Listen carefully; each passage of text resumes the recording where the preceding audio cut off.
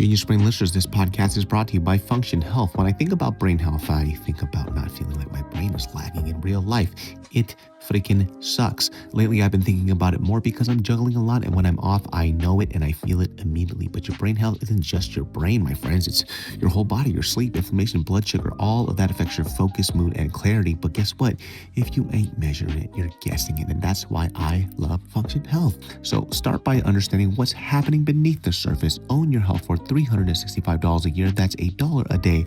Learn more and join Function using my link. Visit www.functionhealth.com/genius or use code GENIUS25 for a $25 credit toward your membership. Genius Brain listeners, this podcast is brought to you by Prize Picks. Shoot your shot on Prize Picks and get $50 instantly in lineups when you play your first $5 lineup. I've been using it and it makes watching games way more fun. You pick more or less on a player's stat projection, points, assists, all that, and if your pick hits, baby, you cash in. Super simple, and they have early payouts now, so if your play is going off, you can lock it in early, my friends. It is available in California, so you can play right now. Download the Prize Picks app today and use code GeniusBrain to get $50 in lineups after you play your first $5 lineup. That's code GeniusBrain to get $50 in lineups after you play your first $5 lineup. Prize Picks. It's good to be right. Genius Brain listeners, on this episode, we have Sarah from AhnestKitchen, a food blogger and New York Times bestseller. I was super excited for this one. I've been a fan of hers for a very long time. She and her mom are known for making these amazing videos of the most relatable and delicious Korean dishes and recipes that you can find. She also released her cookbook, Omma, which is filled with the most comforting recipes and personal stories as well. A heads up in this episode, this conversation kind of ended up beyond just food and her. We got into broken Korean family dynamics or Asian family dynamics, learning how to stay grounded, the psychology of growing up poor, just a whole bunch of stuff that had really maybe not the best interview that you guys probably wanted, but look, we could have her back on again. Sarah had a lot of questions for me, so I apologize if you heard these stories before, but this one is really, really personal and really good, so enjoy. But I'm not the perfect daughter, and I go to therapy because I have unperfect thoughts, but sometimes I have so much resentment. Why did you guys not plan life? Why would you guys have kids if you can't even afford milk? But the problem with sometimes when we overthink things, sometimes things aren't as complicated as you think that they are. Right. Am I always going to be in this contemplative state where I'm trying to second guess and wonder why somebody else did something? Or can I just accept this and move on and start creating a life that I want to live? Hello, everybody. Welcome to another episode of the Genius Brain podcast. My personal podcast. We have a very special guest here. Somebody who I've been watching. Well, that comes off a little weird. Somebody who I have been following for. Somebody whose Instagram who I've been a fan of for a very long time. Right. You popped up on my feed just randomly, and I said this to you before in like private messages too, but like watching your content felt very like natural for me. I think like in the content world that we have now, it's such a game of trying to do trends so much. I don't see a lot of creators creating things that they want to put out and they want to see. And it's actually a very rare thing, what I started to realize, because every time I talk to somebody, they go like, oh, how do I get more views? I was like, I've never really thought about that. I've always wanted to create things that just entertain me. And so when I saw your page with your mom, it just made me feel good. And so when I follow content creators now, it's like content creators who I also want to follow in their footsteps as well. And so the way that you kind of create your content is so just casual to me. I enjoy it a lot, and it makes me feel very good. So I always look forward to everything that you post. Likewise with you, growing up, watching you in middle school, I think I know too much about you. Like I was driving here and I was like, fuck, like I sound like a stalker. But I think I was like, when I was driving here, because it was like an hour drive, so I had a lot to think about. I think you were the only, so you're an OG YouTuber. Yeah. You grew up with, like, for us Asians, I think how old are you? I am now 30, I'm 38 this year. That's what I thought. Yeah. Yeah. You look like a 1988, 1987, 89. I'm one of those guys. Yeah. I'm 1995. So we grew up, my generation, we're like at the cuff of millennial, Gen Z. We're technically millennial. We grew up watching you guys because you guys were the only Asians that we had to relate to. But you were the only one that I felt like had the same upbringing as me. Because your parents owned a beauty shop. Yes. And you went to DCR. Yes. For a bit. Yes. I went there for about 2 years. My parents owned a beauty supply store. You know, just like the typical like Korean, I mean, what do we have? The laundromat. beauty supply store, liquor store, restaurant. Sometimes donut shops. Yeah. Those are like the pretty much the main hardcore ones, right? And there's a few outsiders here and there that are small business people. Okage, right? Oh, yeah. Right. But you're the only, like even till this day, the new generation of creators, the short form content creators, I don't see people like us still. Yeah. It's a different generation now, right? They're not going to grow up with the things that we grew up with, right? So the relatability kind of ends with who their parents were. Right. And some of their parents aren't the hardcore immigrants that our parents were. Yeah, right? like they call their 엄마 moms, and I'm like, yeah, I would never. Yeah. You know what's crazy? Like I actually had this conversation with my wife where, being around a lot of other Koreans, I didn't grow up around a lot of Koreans, right? So hearing how they speak to their parents, they refer to like 어머님, right, and stuff like that. I still call my 엄마 아빠, right, which apparently is like someone would consider a little bit kind of like 유치해 or childish. I would never switch it to 어머님. Like that sounds so weird to me. I don't know anyone that does that though. Yeah. I think like people who are more formally Korean like that, if I might have heard. I'm not quite sure because I'm as Korean American gets. Yeah. So like our experience is very different from the Korean experience. For sure. We look different too. Oh, we look different. We act different. Everything's all different. Yeah. Right.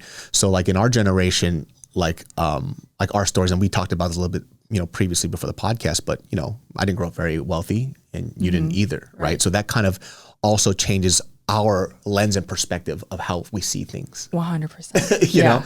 So there is a generation that grew up with a lot more where I don't understand them. Yeah. Because like, here's the thing about my wife grew up with more money than I did. Yeah. Right. So when she sees the things that I do, she's like, oh, you still have that same mentality. Like I'm on Facebook Marketplace 24/7.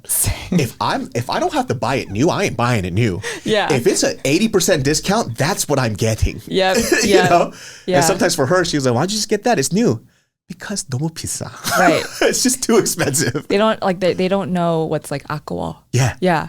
And to me, like, I don't know. I grew up in a pretty hardcore Christian household. And there's a lot of those ideals that still stick with me, right? The ideology of you can't take things when you die, right?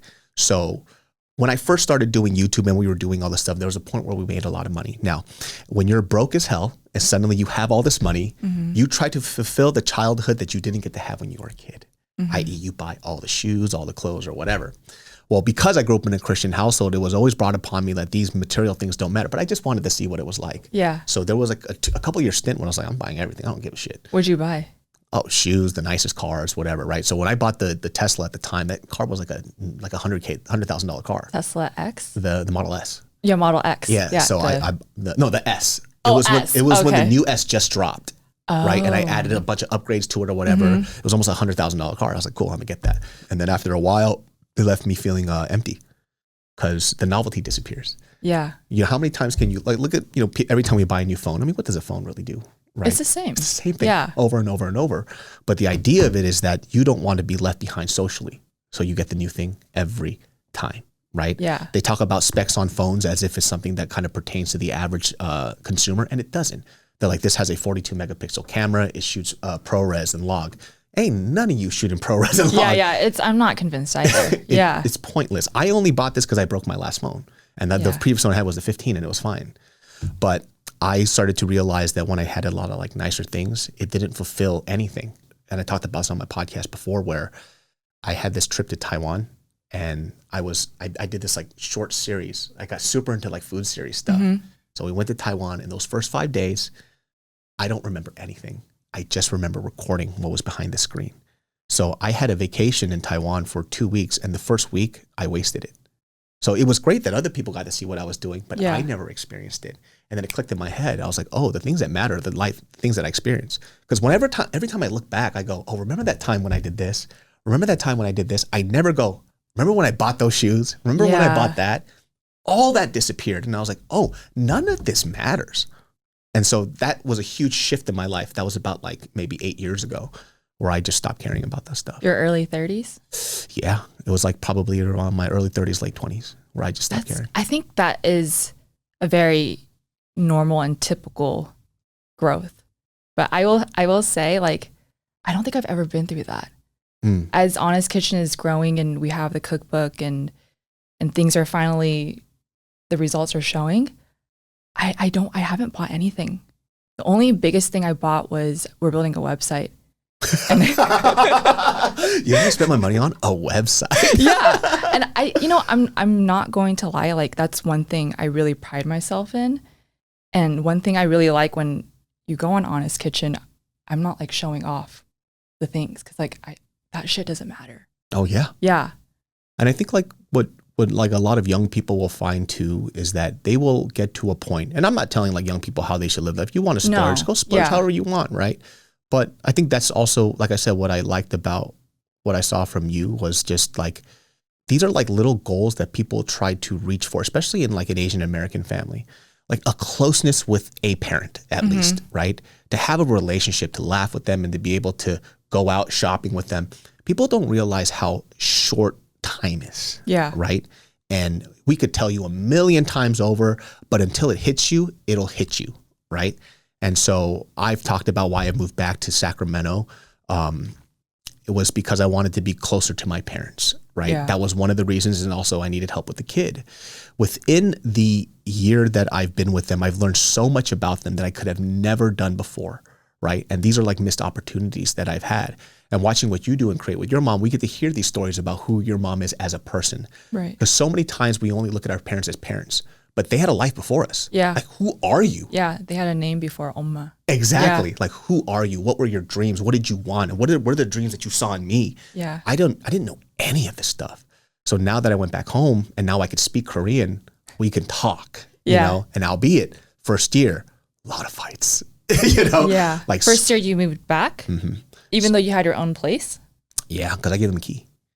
Oh. Yeah. My house is their house. I don't have that boundary. Right. That's good. I gave them a key. The first thing we got the house was like, this is your key. Come over whenever you want. Right. Because I also expect them to act like adults and be respectful, to what extent does that actually happen? Yeah. So that's what that first year battle was. Right. Yeah. Because I wanted to see. So I gave them the key. My mom is very good. I found out that my dad is an idiot. So he's like one of those guys where classic Korean dad, he's always right. It doesn't matter. Right. And he's still like that, right? He still is. Yeah. The only difference is I'm twice his size now, you know, and I'm also very strong, opinionated. And I also can now speak Korean. So before he would always brush it off as, you don't speak Korean, you don't know what I'm saying. But now we could have long conversations and we could speak to each other. And I think it throws him off a little bit. Right. It's like, oh, who is he? Yeah. Yeah.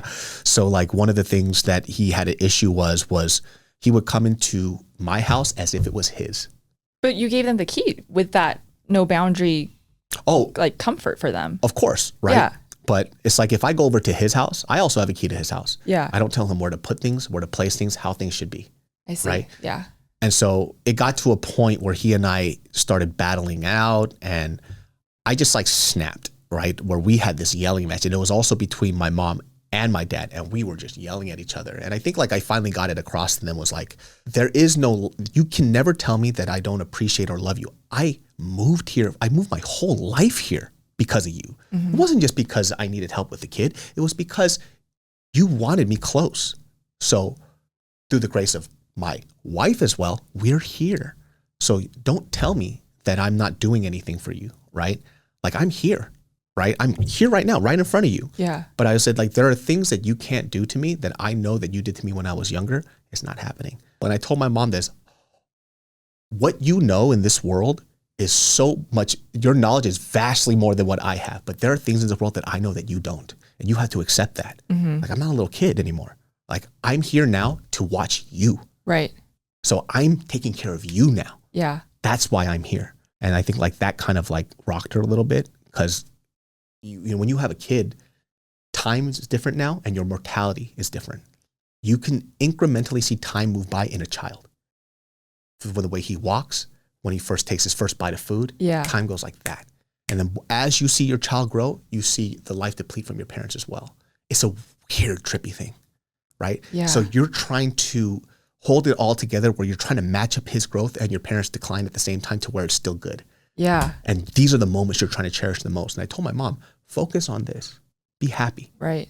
And I think for them, it's so hard because they're so used to telling us how to live. They don't see you like they don't respect you as an adult and an individual. They only see you as a kid whose opinion doesn't matter. Exactly. Yeah. And so this is where that thing, I'm pretty sure anybody who's listening right now is either going through this right now. I think a lot of people are. I mean, my family's not perfect, and everything that you're saying, I'm like, holy shit. Like, I hope I could have that. I don't even know what the word is, like wisdom. Like that will be me in 8 years because I'm only 30, but like everything you're saying, I'm just like, oh, he is definitely 8 years ahead of me. And yeah, this is like those trials and tribulations that you kind of have to like go through, right? Most of the time, what I see from people is that most people avoid confrontation. For sure. Right? They're scared. It's like almost out of sight, out of mind. The only problem is that if there are people in your life who are very important pillars, you can't walk away from it. It's going to happen either way. So you either address it early or you'll have to address it later. And I'd rather address it right now because I don't want this, right? I grew up in a household where we fought so much all the time. A lot of Korean kids know this. Yelling is a thing. Korean people love yelling. I don't know what it is. We have like one volume. It's Han. That's what it's called. Yeah. Just yell all the time, right? And I hated it, right? So Mariel knows too. My wife, she knows how peaceful I like it in the house. I never listened to jazz growing up. I clicked that button on Spotify right when I walk in. It's a whole, like your son's household is so different from what you grew up in. 100%. Yeah, I know what you mean. And to give credit to my parents, their life was a lot harder than mine. For sure. Right? We didn't know if we could keep the lights on, if we were going to have food on the table. I saw this. I saw my parents' store going from like having like brugon on like cardboard boxes to being able to afford the shelves to put the stuff on. Yeah. That's how broke we were. So having my dad trying to come into this country, expecting this land to, help him flourish and be rich, and then turning out that it was a lot harder than he expected. He had a better life in Korea than he had here. And then he had me, my brother, his parents to take care of, all on nothing. And there's some other horrendous stories that happened along the way. Right. I get it, So when did you get it? Like what age were you a little more forgiving? I think, so the moment that fixed me and my mom's relationship, I would say up to about like 30% or so was when I was driving around in LA. And my mom used to hate this. I went to UCR when I was 18. And her one rule was that on Friday, you give me a call so I know what's happening with you. I would never call her. I wasn't close to her, right? I didn't feel like I needed to. So that's why I would always forget. And she would scream and curse me out, tell me to go die, all this other stuff. But I still had to call her on Friday. Yeah. So I would always forget. And she would hate me for it. One day, it was like a Monday or some other weekday. And I called her up. And she's just like, who's this? I'm like, it's your son. And I'm like, okay. She goes, what do you want? I'm like, I'm just driving. I want to talk. And honestly, I called her just because my radio broke. So how old were you again? I was 25. Okay. At this time. And then we were just talking, just laughing about things. Yeah. And mind you, my Korean was a little broken. So we were like going back and forth with like English and broken Korean. But we started talking about things. And then we talked on the phone for an hour because I had to go somewhere really far. I couldn't remember where right now. And afterwards, I talked to my dad. He was like, oh, what did you and your mom talk about? I was like, I don't know. My radio broke, so I had nothing else to do. And she goes, your mom's like in the best mood. I was like, what do you mean? He's like, yeah, she's like in the best mood because you called her. I was like, oh. I was in this mind state of my mom calls me to nag me. My mom wanted me to call her because she just wanted to talk to her son. And I didn't know that. So I started thinking, oh, okay, I just had to call her. So from then on, our relationship started to heal at the age of like 25, 24, 26, somewhere around there. So I started like putting in those deposits every day, getting to know her. And through my mom's stories, I got to know my dad because my dad doesn't tell me shit. Right. So then I started to empathize with my dad a little bit. Because I started to see why he is as neurotic as he is, why he is so irritable and angry and so OCD about things. And when you kind of hear about his life story, it all starts to make sense. But it couldn't come from him because he's like emotionally inept. Right. Yeah. He's a flower that never got to blossom. Exactly. Yeah. But then my mom is that medium between us. Yeah. So that kind of helped out a lot. What about you and your mom? Because like I always see like your relationship with your mom, and you guys seem to almost be like best friends. We are, but there's times when it's really hard, like really hard, because I think like there's almost sometimes like, I was going to ask you, did you ever feel resentment? Like when things like life was so hard, you guys were poor, I was poor, and you ever question like, why would you have kids if life is this hard and like you made us your retirement plan. You know, interestingly enough, because in my neighborhood, everybody was poor, I didn't know I was poor till I went to college. Same. When I was filling out my FAFSA application. Yeah. I was like, oh, I'm poor? Yeah. I was like, what the hell? Well, no, actually, no, I kind of knew because I live in a really white neighborhood. Yeah. And the reason why we're there, it's kind of insane. And so my parents like took anything that they can and moved us to a really conservative, safe neighborhood. And that's when I realized, oh, my dad's paint truck here, it doesn't fit in. And that's when I kind of got a sense I was poor. But I didn't really know I was poor until the whole FAFSA situation. Yeah, I found out when I went to college and people were talking about like vacation. And I was like, what's that? Oh yeah, you go to Korea every summer? They're like, yeah, in the summer we're going to go to like Spain. I'm like, what the fuck? Yeah. Like, what do you mean? Where do you get this money? You know? Yeah. And they would talk about all their summer trips when they went to Disneyland, all this other stuff. I'm like, oh, I'm poor.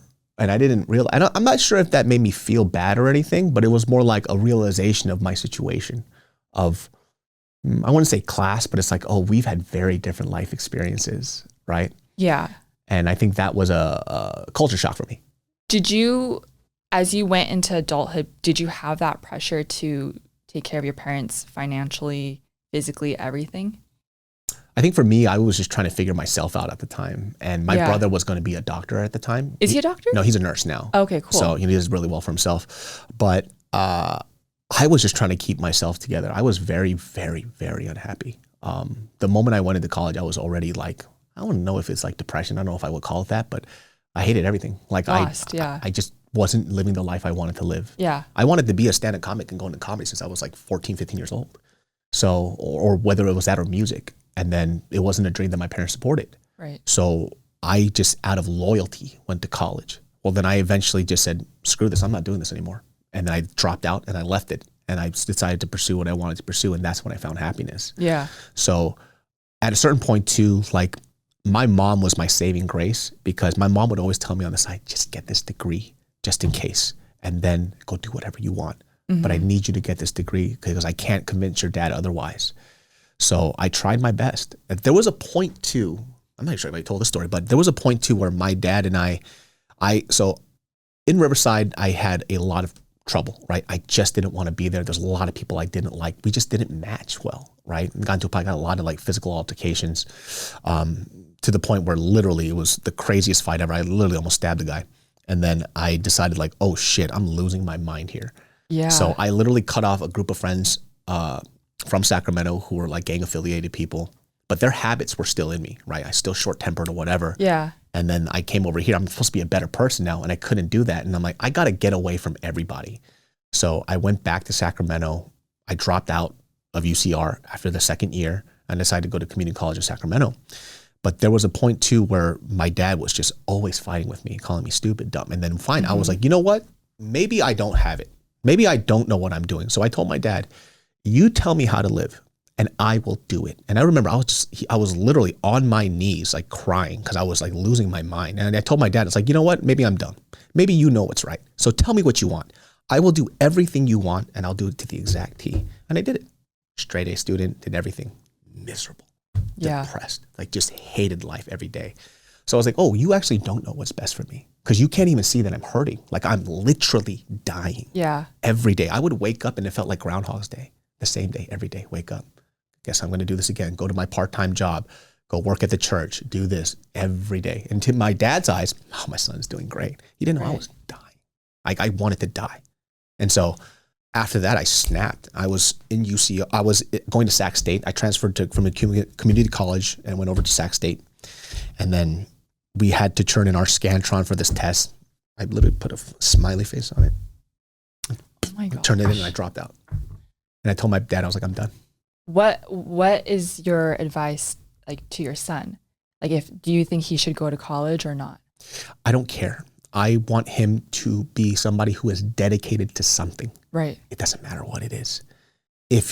I just want to know that he knows what a certain lifestyle entails, right? Yeah. You want to be an artist? Get ready for the struggle because I'm not going to give you those handouts. I think there's a character building process in that struggle. There's like a beauty in it, right? Yeah. Like, oh, manapa can't always hold your hand forever. If you want to make these choices, you have to make it 100%. I'll emotionally support you, but I'm not your piggy bank, right? So that might be a difficult thing for him to see, but I'll never raise him like how other people raise him. I'm gonna raise him how I see fit, right? He's going to have chores, responsibilities. Nothing is ever given, and he has duties in this household, right? One of the things that I know a lot of my friends don't do because they're just a little different, but you know, for me, I hold this value very important to me. Task around the house, you don't get allowance for that. That's duty. Oh yeah. I think that's like a very like a white person. Yeah, it's like a white American type of thing, right? I don't have that. Yeah. Right. We clean the house because this is our home. Right. You clean your room because it's your room. Everything else, you figure out what the bonuses are. That's up to you. So my kid, I would just hope that he pursues some things that he enjoys. And if he can tell me that, I'll support him 100%. But he can't have this thing where he's just like, I don't know what I want to do. I'm like, well, you got to try something. Even if you don't know, try it out. Because that's what helped me find what I wanted to do. I just had to try. I wanted to be a musician. I wanted to be a teacher. I wanted to do all this thing. I wanted to go into ministry. It didn't fit. And then comedy fit. But the only way I got to that point was by trying, failing over and over and over again. I think there's a generation of kids now, because of their parents, not to their fault, that their kids, they don't let their kids fail. Like you have to let them fail. You got to let them feel pain.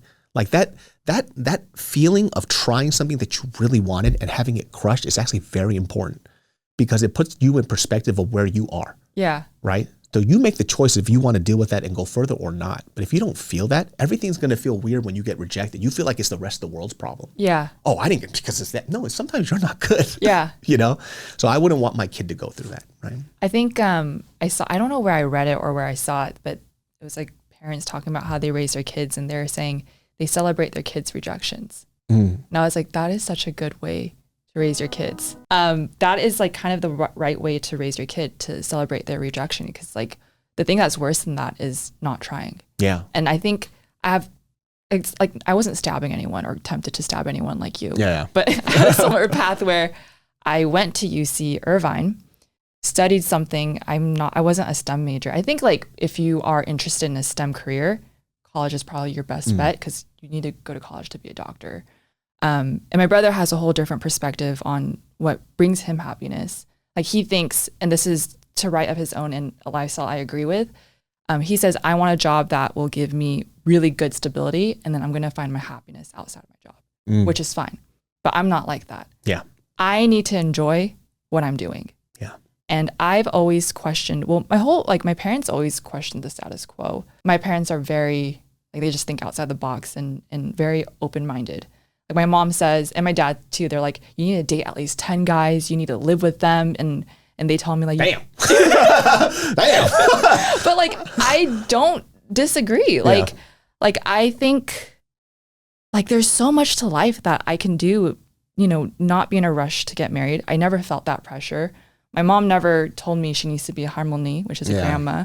So I don't feel pressure to have a kid. Like I'm truly living for myself. Yeah. But in order to get to this point, you know, I went to UC Irvine. I wasn't a STEM major, so it's not like I'm learning a hard skill to become, for example, a doctor or a lawyer or engineer. And I graduated and I just knew like in my gut, something about this doesn't feel right, because I went to go work in public health and then I worked in tech. I was like, I'm doing everything right on paper. I'm doing everything right on what looks cool. Like back then I thought it was so cool that like my work provides such a great corporate lunch. And it's like, no, that's bullshit. That's just them wanting you to work longer. And my friend was telling me the other day, like workplaces that offer like saving your eggs. Yeah. Like that's also, I forget how they explained it. That's wild to me. No, it's so that you stay at that company longer. Yeah. That stuff just never, I thought it was cool for a brief second. And then I realized like, oh, I'm really unhappy sitting here under fluorescent lights with these lunch provided to make me stay here longer. That's at least what it felt like for me. Yeah. You know, I know it's cool and it's nice, you know, when you have lunch provided, but you get my point. That 9-to-5 lifestyle just wasn't for me. And I feel like sometimes society will shove that down your throat that you have to go to college, which I think you should if it's the right fit. Yeah. Or that you have to like your 9-to-5, or that you have to like your job. So after like so many months of just contemplating and being so depressed, and all I wanted from my mom was to be like, Sarah, I just want you to be happy. But she's from such a different generation. She did tell me though, you are on the right path because you're questioning what you want in life and you're not just going with the flow. Yeah. Because that's what she did. Yeah. And she's like, you are actually questioning it. And so you are already 10 steps ahead. Mm-hmm. So then I quit my job. And then while I was at that job, though, I started AhnestKitchen. And it started as a blog where I just wanted to collect my mom's recipes before us Korean mom and daughter duos were a thing online. Before I kind of got oversaturated. I created the blog, and then slowly over time, I started to work in food media, which is where I actually found what I loved. I worked remotely. I don't like being in an office 5 times a week. I think it's weird. I mean, do you still work for America's Test Kitchen? No, I quit recently after the cookbook. Okay. Yeah. I mean, that was trippy to me because America's Test Kitchen was a huge part of my life, right? With Chris Kimball and everybody else. Yeah. So when you were working there, I was like, that's so fucking cool. Yeah.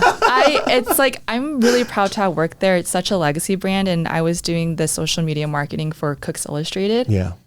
And so I got to work with like the best cooks and learn so much. And that's where I learned so much about social media, which has always been kind of an innate skill. Mm-hmm. And then AhnestKitchen just started growing as I learned more about social media and started uploading. And then it kind of just naturally took off. I mean, that's like the amazing thing. And that's what it feels like, right? It feels like this was something that you kind of did for yourself that became something bigger than what you thought it was going to be. Yeah. Right? And I think like that's where you get to see a lot of genuine content. Yeah. And that's where you kind of like preside in. So when I saw that, I was like, okay. And I guess I want to ask for you too, is like when you started doing like AhnestKitchen, right? What were some of the things that you gained from it that you didn't expect? Not monetarily, but like maybe like your relationship with your mom. Like what did it help with you like in your life? I think it just like for me, like just from hearing like your perspective and seeing people experience what you're experiencing where they were so away from home, I just learned to value time with my parents without having to go through the absence with them. Mm-hmm. Like I learned to value it while I was there. Yeah. Because I just moved out a couple months ago for the first time to live alone. Because I loved being with my mom. Yeah. And so I think that's the biggest thing I learned is just like you only have so much time with your parents. Mm-hmm. And if they're decent people, take advantage. But if they're not, run away. Yeah. Because I totally understand you can't get close with some parents. Yeah, it's hard, right? That's probably one of the things that people ask me the most about. It's like, because I talk a lot about the problems that me and my parents have, but they also see that, oh, you have a good relationship with them as well. And one of the things I always tell people every time they ask that, it's like, I never told you it was easy. Like this is just fucking hard, man. Yes. Yeah. Like I only tell you about the problems that we've resolved. The ones that we haven't resolved, I don't talk about it yet until it's resolved. Yeah. And I think that's why I've always liked you as, an online figure is because you actually share more than what a person would be comfortable sharing. Yeah. Like you're very upfront. Everybody knows that. Because I think like with social media, like you said, it's hard maintaining a good relationship with your parents. There's so much work behind the scenes. And on social media, I'm only showing like the thinnest slice of my life. Yeah. But people think that's my entire life. Mm-hmm. And so, yeah, like you said, behind the scenes, it's sometimes a lot of tears. It's sometimes a lot of like so 속상해. Yeah. And if that parent is willing to change though, it's worth being 속상해 and crying. Yeah. Yeah. And I think because like with my dad, right? Like my dad, I've gotten to know him as a person now that we're pretty close to each other. And there are things that I've learned to accept that he'll never change, right? And I've that was a little harder than I thought it would be, right? Where it was just like, and I'd tell myself this, which, even when I say it now, it doesn't feel good, but it's just if he and I met each other now as a person at the same age, I don't think we'd be friends. Mm-hmm. And it's like, I think that realization kind of like wrecked me a little bit. Not in the sense that it devastated me, but it made me sad. Yeah. Right? I was like, that sucks. Because I want to be friends with him, but we're very different people. Mm-hmm. And there's a lot of qualities that he didn't want me to have that he has himself. And I understood for a second. I was like, oh, that's why you beat me so much, is because you kept seeing things that you hate about yourself in me all the time. But I'm your son, so I am you to a certain extent. Mm-hmm. So he would lash out at me through violence, terrible words or whatever, because he was dealing through his own shit. His life was fucking rough. And it just, his life didn't turn out the way that he wanted it to. What was your dad's upbringing? Terrible. Like his His relationships with his two sisters, not very good, right? My grandpa and my grandma who was here, they made a lot of poor choices. More on my grandpa's side, he blew a lot of money away. Not because he was addicted to drugs, gambling, or whatever. He was an idiot. Like, he was stupid. Rest in peace? No, yeah, rest in peace. Okay. But how did you were stupid. Like, he was one of those guys that trusted everybody. Oh, sorry. No problem. Yeah, he just trusted people with his money. And so they originally had a lot of money.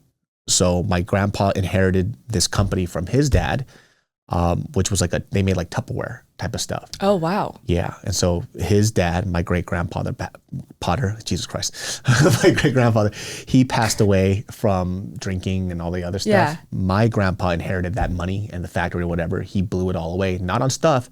He gave it to other people, thinking that they would take care of him. Like, he would invest in the things, but they just took his money. Oh, he was just like so foolishly He was a dumb naive. rich kid. Yep. Right. And so my dad, in fear of being that, became very fearful of people all the time, caused a lot of like self-doubt in like human relationships.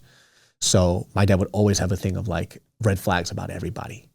So not only that, there's a lot of stuff that his sisters did to him that were really, really terrible, to the point where his older sister, I remember this, like we talked about it recently when I went back. I was like, hey, I remember this one thing, and I wanted my mom to help me assess this memory if it was correct. I was like, do you remember like when Kungomo came here? I remember her like on her knees crying in our living room. What was that about? She goes, oh, you don't remember? I was like, no, I don't remember that at all. She was like, she came over to ask your dad for forgiveness. Genius Brain listeners, this podcast is brought to you by Function Health. When I think about brain health, I don't just think about remembering where I parked my freaking car, okay? I think about, I gotta stay sharp, stay creative, not feeling like my brain is buffering in a mid-conversation, just like that. Lately, I've been thinking about it more because, to be honest with you, I'm juggling a lot. I got the podcast, the content, the family, the businesses, and I can feel the difference when I'm off because it's just constant brain fog. But guess what? The brain health thing is just not about your brain only. It's your focus, mood, your ability to deal with everything without crashing out. But guess what? If you're not measuring any of this, you're guessing all of this. And that's why I like Function. I use this and you should too. They give you access to over 160 plus labs, 160 lab tests a year. So you can actually see what's going on, your heart, stress levels, and everything else, because your brain is something that you cannot fix later, my friends. It's something you build now. Start by understanding what's happening beneath the surface. Own your health for $365 a year. That's basically $1 a day. Learn more and join Function using my link. Visit functionhealth.com/Genius or use code Genius25 for $25 off your membership. Genius Brain listeners, this podcast is brought to you by Prize Picks. My friends, what you doing? Shoot your shot on Prize Picks and get $50 instantly in lineups when you play your first $5 lineup. I've been using Prize Picks lately, and guess what? It honestly just makes watching games way more fun. I'm just being real. You're not just watching, you're locked in. It's super simple too. You just pick more or less on 2 to 6 player stat projections, and if your pick hits, you can cash in. I've been running NBA picks, guys, on hot streaks, and it makes every game way more interesting. Pause, no diddy. They also added early payouts, so if your player is going off, you can secure your winnings early. And yeah, it's available in California, which is big news. Download the Prize Picks app today and use code GeniusBrain to get $50 in lineups after you play your first $5 lineup. That's code GeniusBrain to get $50 in lineups after you play your first $5 in first $5 lineup. Prize Picks. It's good to be right. Oh my gosh. So that's his up. I get it. You know what I mean? So that's when I started to understand, okay, I get why he's kind of the way that he is. Yeah. So this is like the hard part of mending a relationship with your parents, is also being able to understand and accept their burdens as well, that molded them to be who they are. It sucks because we have to kind of take the brunt of it. You know what I mean? Yeah. It doesn't make it right, but it makes it better for us to deal with. Yep. You know? That's what, yeah, because again, my family's not perfect, and my brother told me, I don't know if it's him being nerdy, but he's like, it's called radical acceptance, where you just accept it for your own peace. Yeah. And you also kind of see their perspective and you just move on. Yeah. Yeah. I struggle with it sometimes too, because like, and this is why I go to therapy. By no means am I a perfect person. I don't like how people think like I'm a perfect daughter online. And I get it, because I'm showing, again, a slice of a truthful piece of pie, but there's other slices too, you know?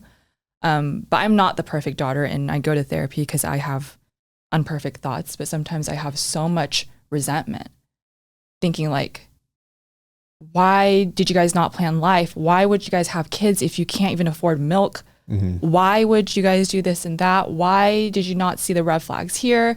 If you've had this experience, you should have known to not do this and that. Like there's so much resentment sometimes because I sometimes feel that responsibility as there's consequences to mistakes and things like that. Life is hard. It's hard too because, a lot of the stuff that you're given now, you're allowed to think this because you have the luxury to think like this, right? Yes. So that therein lies the difference between our generation and theirs. Time for thought is a luxury. And I think that it's honestly probably why I think this too. I'm not sure if it's correct or anything, but I think that also tends to a lot of mental illness that we have. We almost have too much time to think. Oh yeah. That's what my therapist says. She says you're thinking too much. Yeah. Like she says you need to go do stuff because you have the luxury of time. You're dead on straight. Yeah. So that's awesome. I'm a therapist now. No, but this is what I've been thinking to myself, right? It's like sometimes, this is why it's an old adage. Ignorance is bliss. There's a reason why that has stuck around for so long. Yeah. Some of the dumbest people are the happiest motherfuckers ever. Yeah. Yeah. It's because they literally don't think. They just do. Yeah. They're shameless. They're shameless, Yeah. 100%. And they can live. I mean, there are caveats to that, and there's a lot of problems that come along with that, right? Yeah. But the problem with sometimes when we overthink things, sometimes things aren't as complicated as you think that they are. And then you also have to think, what do I want to spend the rest of my life doing now? Right. Am I always going to be in this contemplative state where I'm trying to second guess and wonder why somebody else did something? Or can I just accept this and move on and start creating a life that I want to live? Yeah. Right? And when we get caught up in those type of thoughts, it takes away from us more than gives to us at a certain point, right? Yeah. I want to be introspective enough and think enough to where I can learn from it, but at a certain point, I have to move on from it. I can always go back and say, Dad, why did you beat me so hard?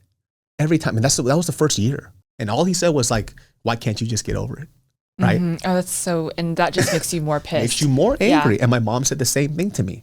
And I told her too, it's like, and this was a huge fight. This is the last fight we had 3 months ago. And I told her this, and I literally went over and I was like screaming at my mom like an inch away from her face, right? Because she was screaming at me. My mom yells all the time. She's a thug. And so this girl has no chill. And I finally said to her, I was like, hey, this was like an ultimatum. I was like, before I leave, you need to apologize to me. If you do not say sorry, you will never see me again. And I gave her an ultimatum. I was like, my whole life, I've had to apologize to you when I didn't have to.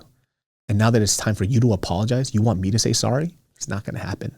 I was like, I have a son and I need to set an example for him. And you cannot do that in front of my kid. You can't treat me like this in front of my child and especially in front of my wife. You will never, ever see me again if you do not apologize. And so my mom, she finally said sorry. But I think like her guilt started hitting her really bad. And she just kept saying sorry over and over. But she goes, I don't want to talk about it. I don't want to talk about it. I don't want to talk about it. And I said, cool.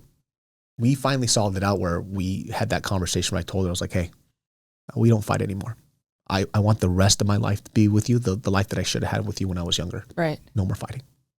If you have a problem with me, talk to me. Talk it out. Don't scream. Don't yell. Don't get angry. Just talk to me. I said, I'm at the point now where I'll just apologize to you if you speak to me kindly. But you can't scream at me, And so my mom has habits that's going to be really hard for her to let go. She grew up in this area called Cholado. They're 재수 없어. Yeah, straight up. Make great food. Yeah, exactly. That's my mom. Makes great food. Your mom's food looks like my mom's food. Yeah. That's why I was so like, oh, this is so cool. My mom loves cooking. That's all she does is cook all day, 24/7, all the time. Yeah. I haven't cooked my own meal in my own house in a year. So that's who my mom is. But the way she talks, the way I spoke Korean, I had no idea I was speaking like a piece of shit. Yeah. Because that's how my mom speaks. But I told her, like, you have to control that, right? So being able to like not just hyper analyze everything to the point where it leaves me stagnant is something that I always had to be cognizant of. Does that ever exhaust you? I think it used to, right? Yeah. But once I had the kid, it's weird, right? Like, I'll say this, having my kid changed my perspective about life and also kind of about like God almost, right? Like I see creation in my kid. which is the weirdest thing to look at. I bet. You know what I mean? Like you see this child and it's like, he's a blank slate. Everything that I put into this kid defines who he'll be in the future to a certain extent. I am responsible for that. So now I become inherently a more responsible human being because I am now trying to make sure I don't fuck up his life. You know, I give him the best chance ever. I see time through him. I see all this other stuff. So now I don't get hung up on too much things because, like I said, I don't know if I get to live as long as my parents will. I'd be lucky if I do. Right? How old are they? My mom's 75. Oh, wow. She's 75 years old. Yeah. And my dad is 68, so he's 7 years younger than her. Oh, my mom's 67. Oh, see? Yeah. So. And that's like, I feel like the 60s, like I kind of worry all the time, like that the 60s kind of like their last. Like, I mean, your mom's healthy as shit though. Well, okay, I know. But like, I feel like that's like the last decade they could go on a long walk and not be exhausted. Like I'm kind of scared for the 70s. Yeah, because my mom can go on long walks. Okay, that's good. Yeah, she's a maniac. Yeah, yeah. I think I remember how you portrayed her back like during the YouTube days. Would she come up on your YouTube sometimes? Every now and then. They don't like being in public though. Yeah. Yeah, I've tried to get them on videos. They don't want to be. I just remember her being portrayed or being shown as a really headstrong person. Oh, she's still like that till this day. Like probably even worse now. Yeah. You know, and getting to know her and being able to joke around back and forth. Like my wife will see us talk and she goes, "You guys talk like you guys are friends. Like you guys are like drinking at a bar." Yeah. And that's how our relationship has been our whole life, right? But does it ever get exhausting having to break that like generational trauma? Because I'm sure their grandparents beat them up and their grandparents beat them up, especially during the war and all of that. Yeah, I mean, I'll tell you this, it's not like I don't have a little bit of like shangnomoseki in me too, because like even with my kid the other day, he was pissing me off. I was like, oh shit. You know? I was like, oh, it's there, you know? Yeah. But it's a responsibility that I enjoy actually, right? Because it has to stop somewhere. Yeah. Right? I don't ever look at like positive change as burdens though. I look at that, that's like the exciting part. It's like, oh, I get to do better. That's such a healthy mindset. It makes me feel good. Yeah. Like when I could do better. I'll tell you this too, and I say this with absolute fucking confidence, and you know, I don't speak confidently about myself that much. Like I always say, I'm not a nice person, I'm a fucking good person. Like nobody will ever say I stole from them. Nobody will ever say like I lied to them, I did something bad to them, unless I hated you and I did it on purpose. And you knew I was gonna do it too because I don't like you, you know? So it's like, I look at those opportunities. Every time I get to level up on something personally in my life, it makes me feel good. I think, you know, one of the conversations that I had with a friend who was, you know, had like suicidal thoughts. And he asked me, it's like, well, you know, you had it rougher than I did. And it was like a very deep thought. This was like years ago. And he's like, I asked him, what got you to that point? He just said, I got tired of just like fighting to be happy. And I told him, that's interesting because my perspective is different. If everything was given to me to be like this path of happiness was always given to me every day, life would be so fucking boring. Yeah. It would bore the shit out of me. The things that you hate are the things that I look forward to. I want to not know something because I want to be challenged. And no matter what it is, it doesn't have to be in a career, but anything, my personal relationships, a new recipe that I'm working on, gardening, it doesn't matter. You think happiness is having this linear, this goal in life where you're always happy all the time.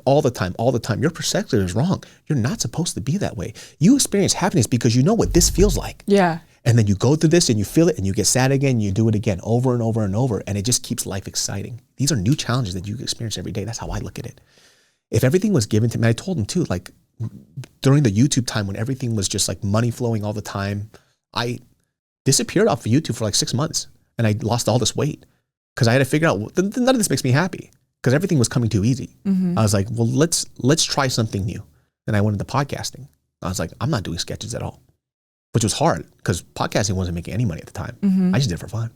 And I stopped everything and I did that. And it turned out to be a pretty good thing. But that struggle was hard. Opening a business and dealing with all this stuff is hard stuff. You had drip. Yeah, I had drips. I had all charcoal ice cream. And now you have Junbi. Junbi, yeah.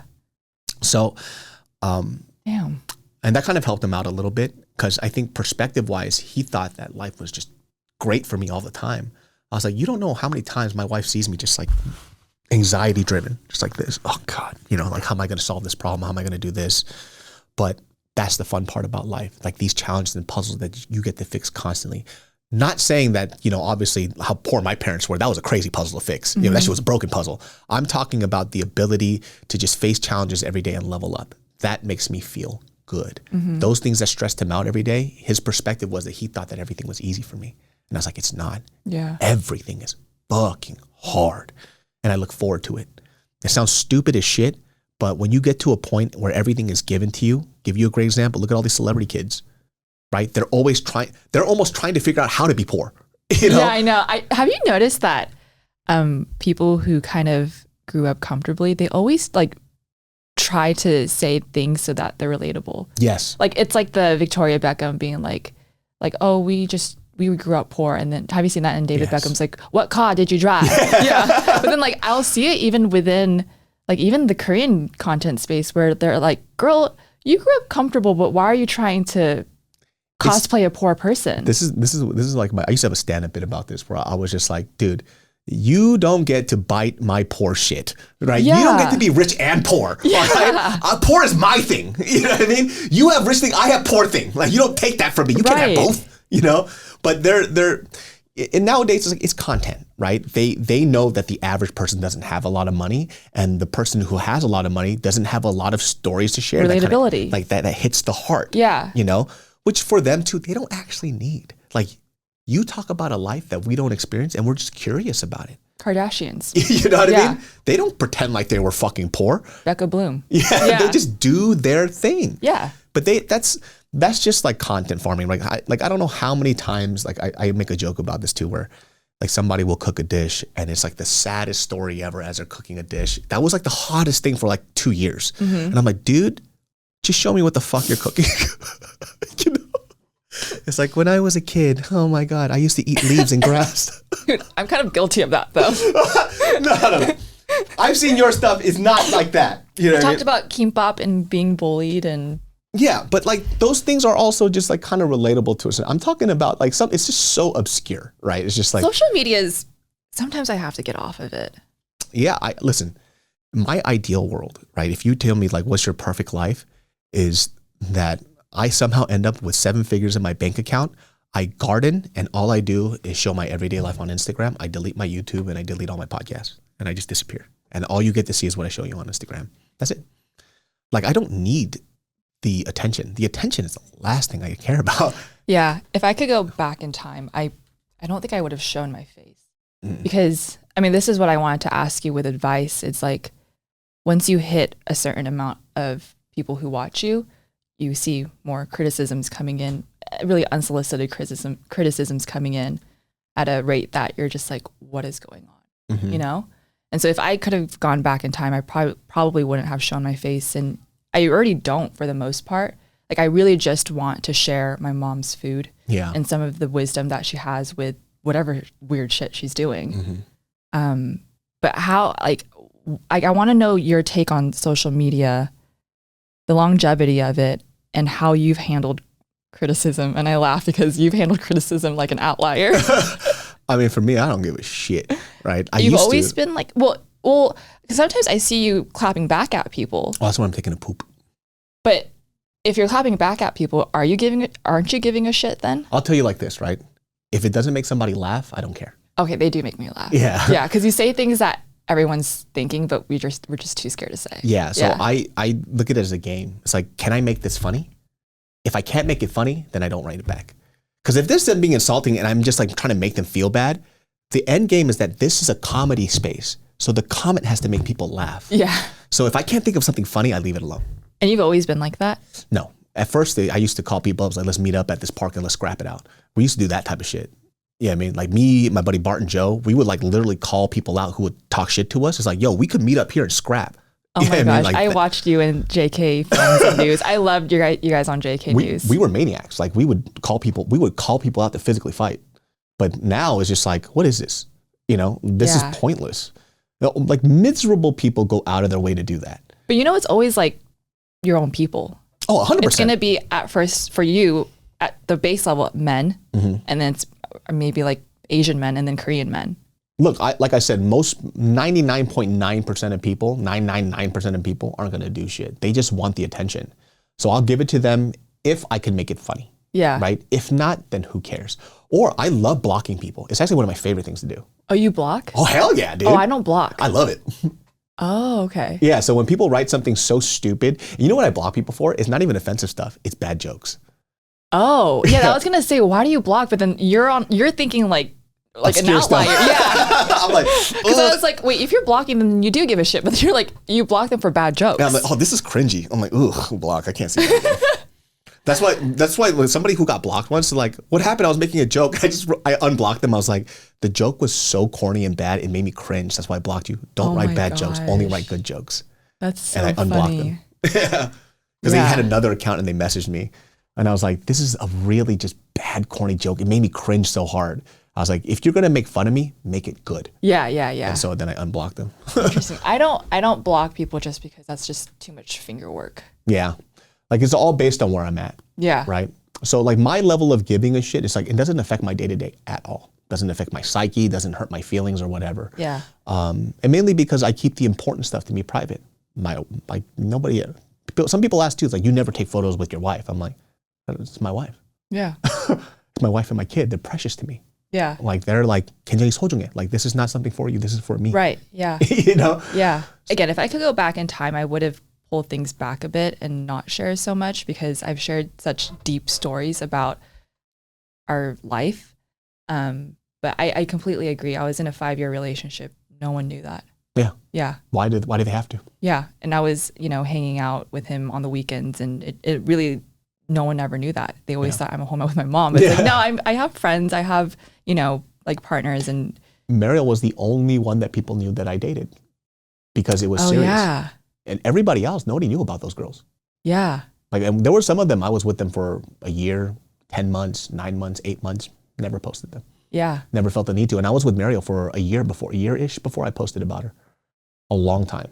Right? I agree with that. Because that's something I want to develop with her, right? Like those are things that people won't be privy to. All these like funny fight stories that I tell, those are like this big. You know, you guys don't know half the shit that we fought about, right? Yeah. And you'll never be privy to those conversations because the healing and the journey process, you wouldn't even be able to dissect it. You know, it would just either make me look bad or her look bad. But within us, there's like an unspoken language thing that we have. I don't care to share those things. Right. Not everything has to be fucking content. And your kid's not on Never. your channel, which I really respect. He will never, ever be on my stuff. And I know you had I actually watched your, like, I don't know what it's called, like episode on that on YouTube. Mm-hmm. I forget your reasoning why, but I don't know how to feel about kids on. I'll say this, right? Like I now as a parent, I don't care what other parents do. Right, same. I think we all just kind of will end up somehow around the same place. I want my kid to be able to develop his own identity. Mm-hmm. It's very important to me. Without the pressures of people like, oh, who's your dad, blah, blah, blah, blah. I'm hoping that, like I said, I'll always create content for me. So I don't think I'll ever step away from YouTube. Even if it makes $0, I'll still create. It has nothing to do with anything, right? Mm-hmm. I want him to be able to develop his own identity outside of me. And I'm not giving him a great chance if I keep posting his face. Also, too, what happens too with people who post their kids, they start to notice that the most views that they get is what? Their kids. Their kids. And that's the only thing they'll start posting about, Mm-hmm. right? So now it's like, oh, it almost feels like your way to stay connected to your fans is just by posting your children. And like, I know people who have shifted their whole careers because they found out that their kids make money. And my kid is not he's not a monetary arm for me. And it could be really subconscious too, where they're just like, oh, we're happy. This is our thing. Yeah, I don't blame them. But I don't blame them either. And I love kid content. I'm not going to lie. Yeah. But then it made me think, like, when I film adults, like my sister-in-law, I always ask her, do you want to be in the video or not? And there's times people tell me they don't want to be. And then that made me realize, if I ask adults for their consent, how do you do that with a kid? You can't. You can't. So you just force it upon them. You just raise them to get used to the camera, mm-hmm. which I don't know if I would be comfortable with that for a kid. I also do think it kind of like puts in a certain level of narcissism into a kid, where it makes them feel a little more special than they actually are. Yeah. And I've seen it, where like these kids respond, they're like, oh, my parents are on YouTube, blah, blah, blah. I'm like, I don't like that shit. Like, I think it's probably also because of like my Christian upbringing too, of just like humbling yourself and knowing that you're not better than anybody else. And that has always stuck with me, right? So I can't imagine like putting my kid in that position. I just, like I said, there are just so many things that are just precious to me, and my child is one of that. It's like, that's for me. And I don't know how much time I have left with him, and I don't care to share him with the world. Like, he's my kid. Like, if I go outside and people see my kid, I'm not hiding his face. It's like, oh no, this is my kid. Mm-hmm. Like, I'll even tell them his name, that's fine. But people know me who are fans, like my fans will never tell other people, take a photo of my kid and just put it up online. Yeah. I have a pretty good trust with my fans anyways. Yeah. I've dwindled out most of the garbage. So the fans that I do have, they know me very well. Yeah. Right? There's only been like a time where somebody came up to my kid that was a fan, and I did not like that. And he saw my face and he was like, oh shit. I'm like, yeah, get your camera out of my kid's face. I respect that a lot. Yeah. Yeah. And I'm very protective over friends and family. And it's just how I've always been. I've had, like I've told you prior to this podcast, I've had the same friends since like high school. Yeah. Yeah, I mean, it's always like that. And there are stories I tell about high school friends. I tell them all the time, right? I never use their actual names. Why? And they always switch their names up all the time. I can't remember all the names that I use, but I never use their actual names. That's good to know. Yeah. Yeah. So I never show my best friends are like my high school friends or college friends. I never show them online. Yeah, neither do I. And that's good advice to not reveal their names. Yeah, because they also have jobs and careers outside of yours. Yeah. And they didn't sign up for everything that comes with that. Right. They'll get, like, dude, I've gotten, some of my friends too got random DMs from other people saying like, oh, David's cheating on his wife and stuff like that. And I'm like, yeah, I saw him in Vegas. I was like, I'm at home. Oh my gosh. Yeah, people get weird like that. And I'm like, I'm at home. You just saw a random fat Asian guy, dude. Yeah. Like, how dare you? I was like, first of all, that's not even me. Like, it was just like some fat Asian guy in a hat. It was so offensive. He was way uglier than me too. I was so mad. I'm like, I'm in Vegas. I'm in home right now, dude, with my wife. Yeah. It's like, what are you talking about? My wife has the code to my fucking phone. I don't give a shit. You can look through my old phone. It doesn't matter, dude. Yeah. So I'm like, oh, interesting. And that's where it gets a little weird, Yeah. But when you kind of choose like the path of entertainment, there's a lot of things that come along with it that you don't get to control. And you have to accept. You just accept Yeah. it, right? And you just navigate it like yourself, And like I said, you're only showing a small slice of what people get to see. And I think that you should keep it like that. In my personal opinion, I would, because it's going pretty well for you, right? And when you do want to, I don't think it's a problem for you to, I don't think you overshare either, by the way. I think I do a little. I think the good thing about what you do is that people take positive things from it more than negative. I don't think anybody takes anything negative away from the things that you do. So whatever you've been putting out helps people figure something else out, right? There's a reason why people follow you. They don't follow you for drama. Right. Yeah. Right? Yeah. They follow you because they see something that they like and enjoy. And it's that relationship that you have. It's a tied to a culture that a lot of young kids that I didn't realize they don't know a lot about, right? They don't know half the stuff that makes them Korean, right? And a lot of the stuff is translated through food, Yeah. right? And that's like the beauty of food anyway. That's why I love food so much, Yeah. right? When I see my mom cook and she creates this thing for me, it's a language that I knew how to speak with her before I knew how to speak Korean, Right. right? And I think that's very beautiful. I think that's what a lot of people see in your channel. So I don't think that you agree. overshare. I agree. You know what I mean? What advice would you have for someone in this space? Like, I don't think the creator's lifetime is that long. Yeah. And you have to do different endeavors. Like, you have your ice cream shop, and then you have Junbi, and then you have the podcast. Like, what advice would you give to someone who, I guess 2 questions. Like, my first question is, these younger generations, you ask them, what do you want to be when you grow up? They now say, I want to be a YouTuber. Yeah. And then my second question is, if they actually get to that point, what advice do you have for that long-term longevity if they enjoy it and want to pursue more? I mean, it always goes back to, it's like, what do you want out of this, right? If you just want fame, I can tell you a million things to do with fame, dude. You can just go outside and slap the shit out of somebody and record it. Yeah. You do that, you're fine. Like, being famous is not hard nowadays. You can be famous. Do you think right? Do you think most influencers and content creators want to be famous, and that's why they do it? 1,000%. I say 90% of them do. Because I don't go to influencer events, Yeah, I mean, so I don't know much. at the end of the day, when you want to be in entertainment, this is not a dig. It brings out the most narcissistic tendencies out of you, right? Oh yeah, Like being an entertainer means you are a narcissist. to some degree, yeah. You're literally recording yourself. Yeah. Yeah. Because you think you're special. Yeah. Right? So now what you do with that depends on how long you want to stay in the spotlight. You can't stay on top forever, Right. right? My thing is like, I always go back to just always create the things that you want to see first, right?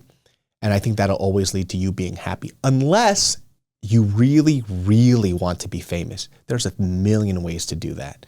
You just have to do crazy shit. That's it. For longevity wise, always kind of just feed back into the thing that makes you happy. Yeah. Right. And that will in turn lend to creativity. Yeah. It's not, like I said, even in this space, nothing's supposed to be linear. It's supposed, like, artistry is pain. It's pain. You're supposed to fucking show. I forget that sometimes. That's why, like, recently I've been trying to create again, and it's been hard. I haven't done it in so long. Creating is like I was surprised when my brother told me, because I always thought he wasn't creative, but he is. But he was saying, like, creativity takes so much energy out of you. Yeah. Like when I was doing the cookbook and we had to promote the cookbook, I made 20 videos and I wanted every video to go viral, because that was really the only way for the cookbook to be successful, is through social media marketing and people to learn about it. And all 20 videos did go viral. But can you imagine how much juice that was pulled out of my brain to make 20 viral videos? Yeah. Like, I'm still recovering from it. Yeah. Of course. It's a lot of work. Yeah. Yeah. I think that's the hard part too, of having to keep up with that game. How long can you do that for? I don't know. And I don't think most people can. That's why you see all these fools go crazy. Yeah. They lose their mind, right? So that's where you have to figure out too, how much am I giving into this and how much am I giving to myself, right? Because at a certain point, all success feels the same, right? You will most likely never feel that same warmth and excitement that you had the first time it happened, right? But as creatives, we always chase that. I want to feel that again. I want to feel that again, right? No matter what it is. It doesn't even have to be in this creative, it'll be something, right? So if people keep trying to chase that, and it kind of leads them into like this depressive hole. I'm not doing good enough. I'm not doing good enough. And you're doing great. It's just you keep searching for this feeling of what it was when it was first. But it's like the first time you ever had like the best slice of pizza. You're not going to ever have the best slice of pizza again. Yeah. Yeah, exactly. You just appreciate the slice of pizza that you have, and you go back to it again, right? That's all that it is. So I think, like, to answer your question too, it's just to kind of go back to the things that make you happy and just understand that there's going to be a lot of pain in that process constantly. When you have the right expectation of what something entails, it allows you to digest it a lot better, right? So it goes back to that thing. I know that if I want to be in this space for the next 10 years, I have to be creative in different ways, and I have to constantly evolve. I have to keep my ear to the ground. I have to know what's going on. But those are the things that just comes with being on top, right? If you're okay with letting your foot off the gas a little bit and staying in a certain area, then stay there. But I know a lot of people who are on the YouTube space who kind of get angry, where they kind of lost a lot of their views and their fame a little bit. And they're just like, why can't I get it there again? It's like, because our time is done. Yeah. Yeah. Whatever we had is what we had. It's expired. It expired. And just like everybody else's does. Who doesn't? Yeah. Right? And you have a new wave of new content creators. Yeah. And it's even harder for sometimes too. Like, I've said it on this podcast. They're like, okay, what if like YouTube and all this stuff disappear? I could just go work a regular job, whatever. Who the fuck cares? Yeah. We'll cross the bridge then. Yeah. Well, when it happens, it happens. I don't really care, but I've set myself up pretty well now, so I don't have to worry about that. But, it's like I said, it's that constant, the creator thought. We kind of stress ourselves out about these things so much. And I say just right now, just live in the now. Plan for the future, but still live in the now. Yeah, for sure. Right? Because you don't want to be in that space where you're overthinking everything. Analysis equals to paralysis all the time. Yeah. So I think that you have a lot of blessings that you obviously worked really hard for, but never discount them. For sure. It happened to you because of a lot of hard work and a little bit of luck as well. I 100% believe in luck. Yeah, of course. Yeah. Everybody, we all have a little bit of luck. Wow. Yeah. It took me, for me, the equivalent was quitting my job when I hit 1 million followers. Wow. And then how did that feel? It's scary. Like, you are leaving something that you've been told is stability. But one of my friends, I don't know if you know him, Made with Lau. He's a Chinese cooking channel, Randy Lau. He told me, I actually think you're losing money by not pursuing Honest Kitchen. And I think he was right. Yeah. Yeah. Like, I don't think I would have made the money that I have now, which I'm so blessed. And I shouldn't say it's Honest Kitchen. It's my mom and I. Yeah. It's a team. And we both support each other. I support my family and Honest Kitchen supports me. I would have just been making probably just a salary income and lived comfortably only primarily for myself. But it's through social media and Honest Kitchen where I can actually support my family and potentially my future too. That's what I'm saying. Yeah. Like it's all there for you. Like, when we talked on the phone like a while ago, or we were messaging each other, I told you like your capacity to grow, not so much just earn too, but earning is a part of it, but grow is exponentially higher than mine is, right? Wait, why do you say that? Because you're just a lot friendlier. That's why. You know what I mean? I like burning bridges. Like that's my thing. I see a bridge, I go, oh, cool. No, but when you said you're a good person but not a nice guy, yeah. I was like, oh, I'm like that too. Like I don't show like I sometimes wonder like if I should make a channel called Honest Sarah where you see more of my personality, but I'm not as nice as you think. Yeah. I'm a good person, but I'm not as nice as you think. No, actually, no, I'm not mean. Yeah, I think you're a lot nicer than me. Yeah, I agree. You know what I mean? Like I generally walk without fear, right? Yeah. No, you're like almost stabbing people. Yeah, like I generally walk without fear, right? I take back what I said. Yeah.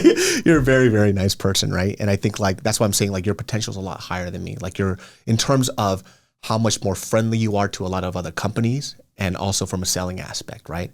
I'm okay taking that risk because I have to be honest to who I am, right? And who you are, who is honest to you is just a lot better in terms of business. You know what I mean? Interesting. That's why at first, I think like you had a PR person contact me and they were just like, oh. I know. I wanted to be on your podcast. Yeah, I told them no at the time because at the time my podcast was just vulgar, crazy, vulgar comedy, right? That was just the stage I was in at the time. And I saw where your channel was going to in protection of you. I was like, no, I respect it. I thought that was so respectful of you. I was like, just not now, right? Because I'm also being mindful of who you are. And I was like, this is not the time. At the time where I'm like publishing a huge book. Exactly. Yeah. And I'm over here saying crazy stuff with like the most comics who are crazier than me. You know what I mean? Yeah. And I was like, let's protect Anna. Let's protect Sarah a little bit. Let me just later. And so I respect that. I just waited for that a little bit. And I was like, okay, cool. Now I'm like winding down and I'm redoing the podcast a little bit. And I was like, this is a good time. Yeah, I agree. And I respect that. Thank you. Yeah. Yeah. So I just wanted to make sure like, even like when people come on, like I always tell, I told you, like if you say anything that you don't want up here, I'll take it out. I got no problem, dude. I don't need the clicks and the views. You know? Just let me know. I just take it out. It's not a big deal. That makes sense. You know, like personal relationships too are just something that's also very important to me. Like obviously as we get older, our time is very, very limited. So the people that we talk to and the time that we spend with people, it's also very important. I have like 3 very close friends and that's Perfect. it. And I have friends a little outside of that too, but I don't know, your time is just so valuable. Yeah. Like time is luxury and that's the only thing that I want. Like I used to want the Lexus GX 550. Mm-hmm. I still do. I kind of still do, but now I'm happy with my RAV4, but I'm trying to teach myself just to be happy with the RAV4 and not be tempted. And for the most part, I'm not, and I pride myself in that. But then sometimes I'm like, oh, the Land Cruiser is kind of nice. Listen, I see those cars all the time. And I could get it. And every time I look at it, I'm reminded of when I got that Tesla and then the novelty died after a week. Yeah, and exactly. then I was left with this bill. I was like, oh shit. Yeah. You know? And I was like, oh wait, a car just gets me from point A to point B. What I would really like is to have a chauffeur. Yeah, exactly. You know, where I don't have to drive. Yeah, exactly. Yeah. That's my preferred life. And so I'm like, oh, why do I want this? It's like, oh, maybe it's because it's like, am I bored or something? Like, why do I want this thing? That's why, like, I keep downgrading my cars as I go. Yeah. And what is given me is a bigger peace of mind, because every time somebody dents my car, hits it, scratch it, I don't care. Yeah. It's worth nothing. Yeah. But any car is worth nothing. We're all gonna die in dirt. Exactly. So. Yeah, like I don't know, like I'm not a perfect person. And I always think like, oh, maybe like the Land Cruiser would be nice. The Lexus GX 550 would be nice for my mom. But I'm just like, no, we're fine with a RAV4 and we'll just take it from there. It's great. Like, look, and I'll even say this too, where when I kind of look at the stuff that I want, and I always go web surfing for things that I want, right? On Facebook Marketplace? Always. What's this? Do I need this? Do I need another coffee table? You know, and I do things that are, like I said, that are very fulfilling. Yeah. I'm not saying that if I did get the Lexus, even if let's say I have like 10 mil in the bank, right? I probably still wouldn't get that Lexus. Do you think it's just because we have a scarcity mindset from being poor? 100%. That's a big part of it. It's a huge part of it. But also too, once again, I also look at it. I don't know if you guys, I'm not trying to make myself look super good, but I don't know. Like I just know so many people who just have it so hard. Yeah. That's why I can never, not that I would ever do this, but let's say I have, I don't know, what's a luxurious thing? Like a Rolex or something. Or I would never take a picture of my Rolex and put it online. Yeah. Because I think it's because the way my mom told me, she's like, there's people dying. Yeah. But I don't know. It's also, for some people, it's a symbol of their hard work. And it's just that. It's nothing more. And we're thinking too deep into it. Maybe. Like I said, there's no, that's why I say I don't have any judgment on it. Exactly. It's just who I am, right? Like how I feel. If I had the ability to drop 15 G's on a watch, that's 15 G's I could get to my parents. That's how I think. 15 G's on a watch, that's like 15 G's I could put in my son's like future. The VTI. Yeah, that's how I think. Yeah. Yeah. I just think about that all the time, right? And I think about that's where it's really hard. Also, I did a lot of missionary trips. I've been around people who were so just downtrodden, didn't have anything. It always pops up in my head. It's for the rest of my fucking life. It pops up in my head. And obviously, when I was younger, I was able to mute it out a lot. But now that I get older, like I can't avoid it, right? So I have no problem. If I had that excess money, it's going to go to somebody outside of the things that I want and more the things that I need. Do you think that we talk about this maybe more than the average person because so many influencers are always showing off those things? Yeah, because I feel like the people around me don't really buy those things. They're very simple people. Yeah, all my close friends don't do this shit. Yeah, but then like I go online, I'm like, oh, this is like so much. I need it, like materialism. I don't want to be influenced by this to think that I need it too. Like everybody listening right now, like if I just had the power to algorithmically block everybody who tries to sell you something, think about how much happier you would be. How much you don't have to live this life of comparison, right? Because the only people that you should really care about are the closest people around you, right? And that kind of becomes like your barometer for like what you need in life and like your even like your moral standing on things.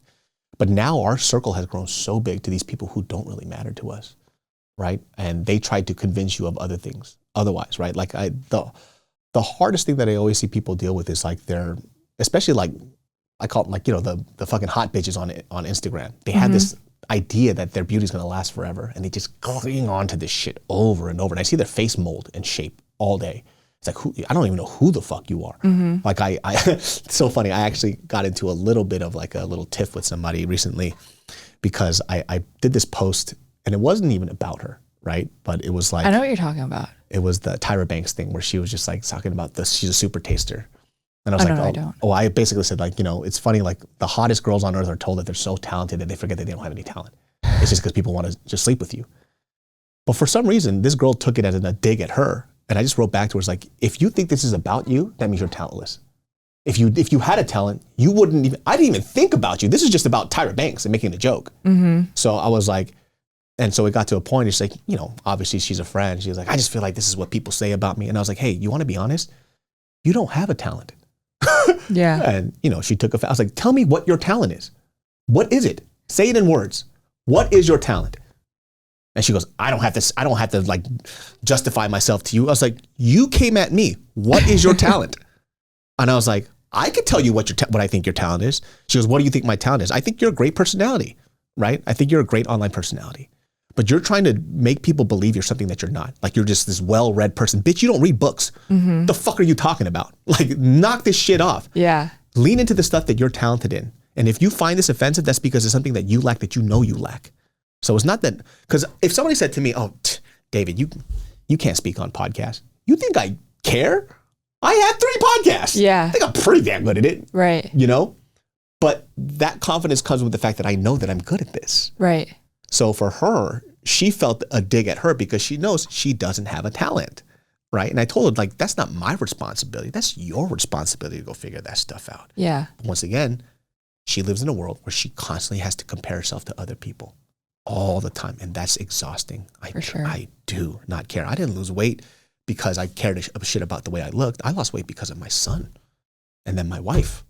Every day when I was trying to lose this weight, when I was running in the middle of night when my wife was pregnant, I just kept doing these runs every night. I literally had this, I hate running, by the way. I hate it. I don't get why people run if they don't like running. I don't know why. Do the Stairmaster. That's what I do. I hate that even more. No, but it's like a slow pain.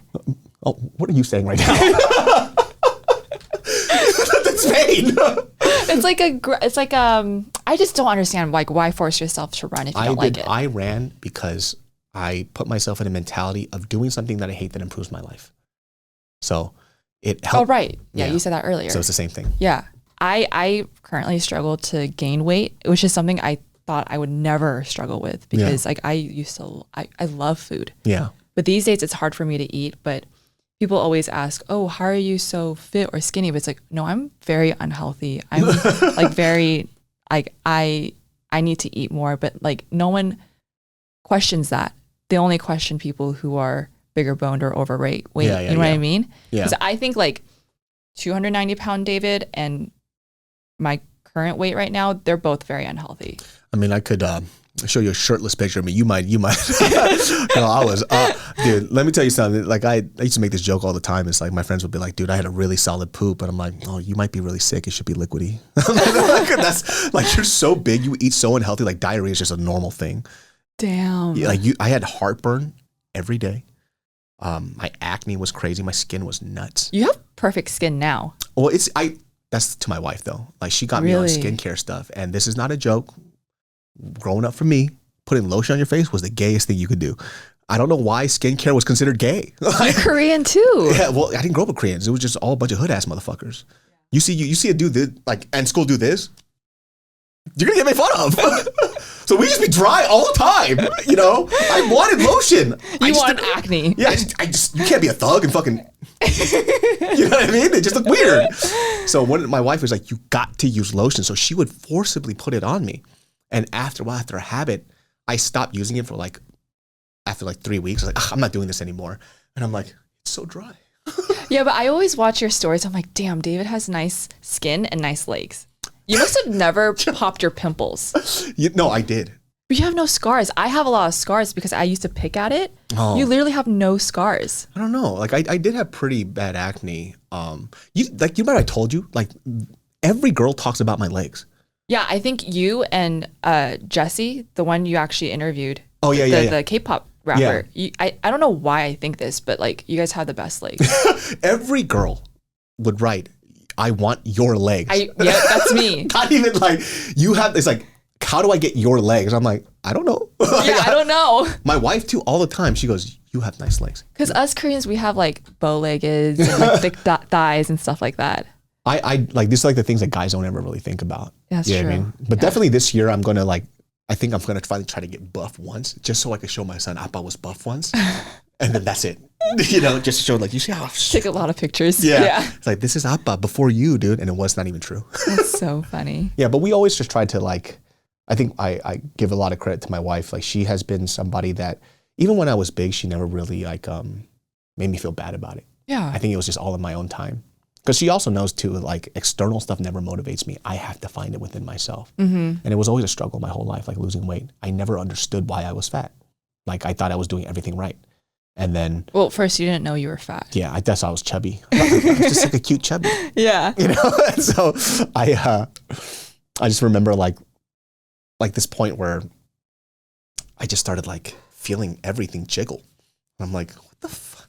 Like, why do my shirts not fit anymore? Yeah. And then I kept on making excuses like, dude, these like French cut shirts. You know? It's like, damn, it's the same shirt you've always had. Yeah. You know? And I never looked at the size because I always wore oversized. And then one of those oversized just started to fit. And I'm like, I might be fat. Do you think so you started to lose weight when your wife was pregnant, right? Mm-hmm. That was the second stint. So the first stint, I went 292 to like 200 and I went to 227 after. And then my wife was the last stint of the last 40 pounds. Do you think you would be the person you are today, so disciplined for the sake of yourself but your family too? But do you think you would have that same discipline if you didn't have your son or a wife? Absolutely not. I would just be living for myself, right? Like I have no mirror to reflect who I am. That's why it's so important to find a good partner, right? Yeah, because that's like I asked that because right now it's just me. Yeah. So it's like, can someone where they're just living for themselves be that disciplined? Of course. Probably. But I asked, like, does it make it easier to have a motivator? Absolutely. Do you think you would have done it if you didn't have them, though? I think knowing myself, no. Because I have like a certain amount of arrogance to myself, right? Where I think that I'm fine. I think I would have just got really sick and then I would have probably changed it. But it would have gotten to that point. Yeah. But having somebody there to like really want to make yourself better as a person, it helps out a lot, right? For sure. And like finding that special person is hard. It's very hard. And I think it's because I think finding the right man is very, very hard. Yeah. I mean, you said you were in a relationship up until recently. Yeah. Oh. Why'd you guys break up? I broke up with him just because the relationship expired. It was a really good relationship, though. Yeah.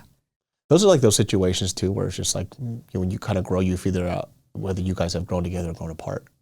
We grew together, and then it went like, what's that thing? Oh, okay. Yeah, Made like that little split. It's just like, it was perfect on paper. It was good when it was good, but then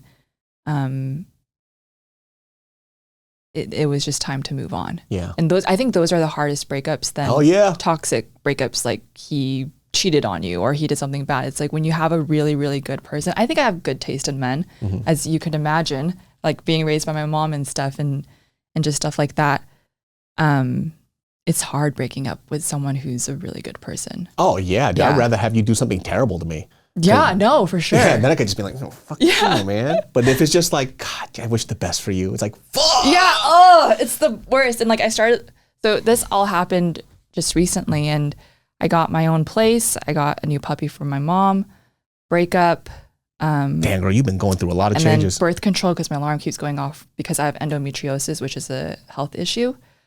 It was just so hard, like just being present on social media. So I just took like 2 to 3 weeks off. Perfect. But yeah, it was just a lot of changes to the nervous system. But I think that was my first heartbreak, and heartbreak is a type of grief that was a grief I never experienced. And it was so hard. Girl, I am my wife's first real relationship. She will never experience heartbreak if I could prevent it, ever. What do you mean by that? She's never been dumped. She's never had a breakup. But do you mean like that in a good way or a bad way? I'm saying that she's fortunate. Yeah, she is very fortunate. It's like, it's a pain that sticks. Like how I described it, like I told her, she goes, what does it feel like? I was like, you know what? It's hard because I was an 18-year-old kid. The first time a breakup ever happened to me, I was 19 or something, like 19. Yeah, I was 19. I told her it felt like my heart sank into the middle of my stomach into this pit, and it just stayed there. And I couldn't breathe. And it just felt like every day, it felt like the walls were closing in on me. And every time I would think about that person, it just felt tap, tap, tap all the time. And it felt like the cycle I would never be able to get out of. You know, this is what it feels like to be like a teenager, right? And I told her, like, I don't think I would ever wish that upon anybody. Yeah. It's such a terrible And were feel. you broken up with, or did you break up? She dumped me. And it was a good choice for her. She made sense. I was a terrible person, right? I was like very possessive. My identity as a person was based on her, not on who I was. Oh, that's bad. Yeah. She gave me value, but I never gave her value. So it was a non-reciprocal relationship.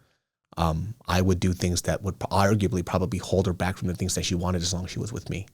And it was good that she broke up with me. I couldn't see it at the time. Yeah. Right? Because my life was miserable. I was in college I didn't want to be to, whatever. She was the only person that I looked at that made my life like worth living. And so when she broke it off me, it felt like death. And so, but then that got me to a point of like, well, it's not her responsibility to make me feel good. Codependency. Exactly. Yeah. So that's when I had like a good, clean, I felt better after. It's like she made the right choice for herself, which in turn was the best choice for me. And then I was able to move on. And how long did that take to move on? I say 2 years. Yeah. That's great to hear. It took a long time. Yeah. Mainly because I was a loser. So like, so you're alone with your thoughts. Yeah. Yeah. And it took me a while. And there was a moment too where she ended up dating somebody that, you know, liked her while we were together, which kind of wrecked me a little further. But I was also a loser that still hung on to her. I still wanted to be her friend. It wasn't I wanted to be with her. And so, you know, as a young person, I had this moment too where we were at school. We went to the same community college after I came back from Riverside, and she ended up going to the same community college. And then I ended up, she said something to me that stuck with me, where I was like, you know, feeding for her attention, trying to make her laugh and be like that guy in her life. And she looked at me, she goes, you know, you're really annoying me. And I stopped and I was like, what the fuck? That was mean. And I kind of like sat there with it all day and it pissed me off.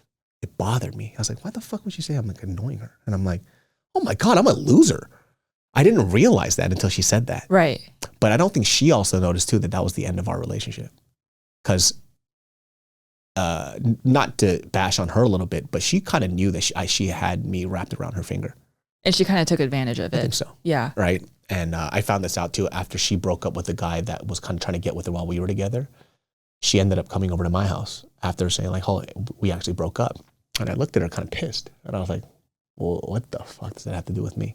I was like, what are you doing here? And then she was like, oh, we broke up. And I'm like, cool story. Yeah. You know, and it made me feel really low, right? It's like, oh, I'm only here for you when you need me because you know I'm that loser that'll always take you back. And then you're going to throw me away later. Because that's the truth probably. Yeah. Yeah. We kind of like hung out a little bit after that, but we haven't talked since. Yeah. And I needed to say that to her, right? Because it's like you have this like savior complex of like trying to save people who are like honestly beneath you, right? Like we're always the losers that you're always trying to save. Yeah. And I think I grew a backbone. And I'm like, I'm not a good person because I keep expecting myself to be a better person around you when you don't even help me out that way. And if anything else, I make you worse and you make me worse. Yeah. And so, you know, that took 2 years. That took a while. Sometimes, you know, when you go through these breakups, you almost don't want to break up because you think time can right? Yeah. Like I invested so much time, but you can't settle though. You cannot settle, right? And me and Mariel, we don't have a perfect, we fight, we argue and stuff like that, but she's the person for me, right? How did you know? Like, and did you date more people after this person broke up with you? Oh, I dated anybody and everybody because I had an idea. I'm just thinking, you little hoe. I had an idea of what I thought a perfect woman was without even knowing who women are. Like I didn't know. I was just like, this is what a girl is that I want. How do I know? I don't know these things. So I started dating things out and it turned out a lot of the qualities I liked about her wasn't qualities that I liked for some reason. I just assumed that that's what I needed. So that's why I started dating a little more to kind of figure out, oh, this works with me. Oh, this doesn't. I never thought I was going to marry a Korean girl. And I did, right? There's something about this unspoken culture thing that helped me figure out that, oh, I actually do want to marry somebody who's Korean. And then when she came in like a whirlwind. I wasn't planning to date anybody till I was like 32. And she came to me when I was 26, 27. And so what I saw from her was like, if I let her walk away and I don't try, I think I'm going to regret it for the rest of my life.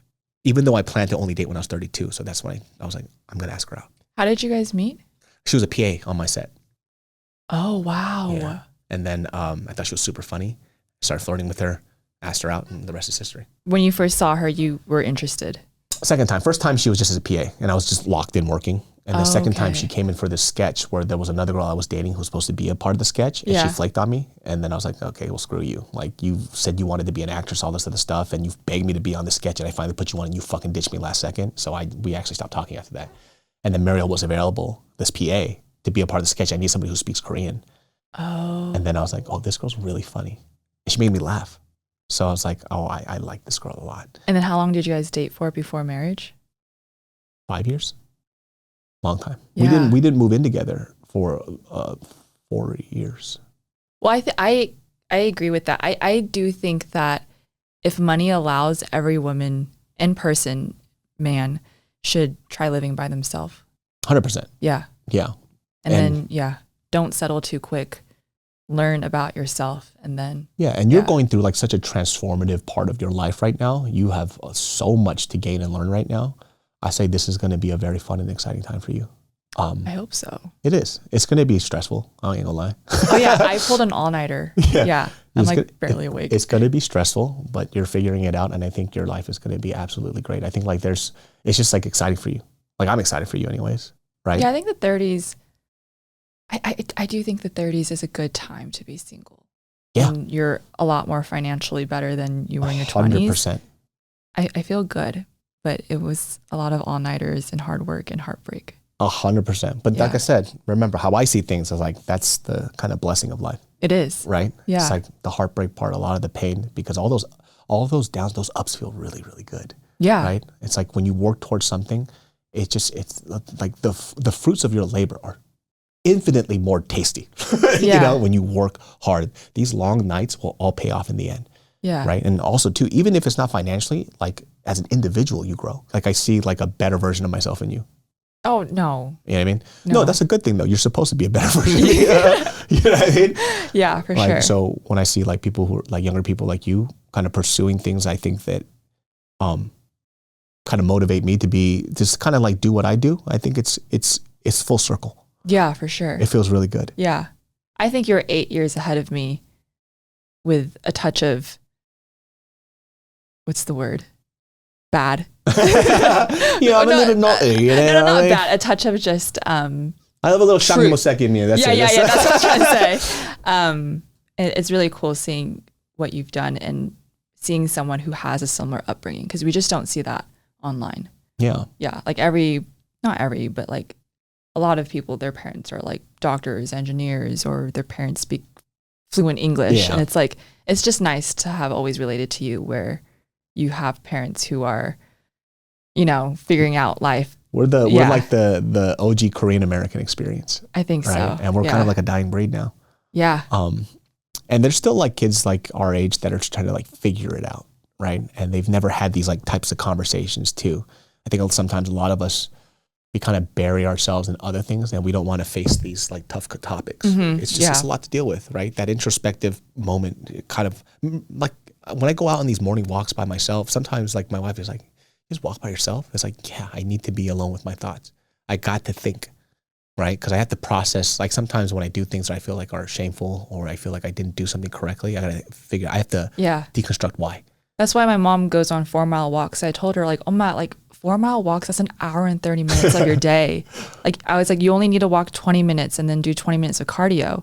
And she's like, no, I need to think things out. Yeah. Yeah. And I'm like, okay, I'm not that wise. That's why I garden like that. Like when I had like a kind of like an anxiety, I don't want to say an anxiety attack, but I had like this, because I've been traveling all the time. I'm never home. Mm-hmm. And finally I just called everybody up. I was like, I'm not going to be in LA for the next 3 weeks.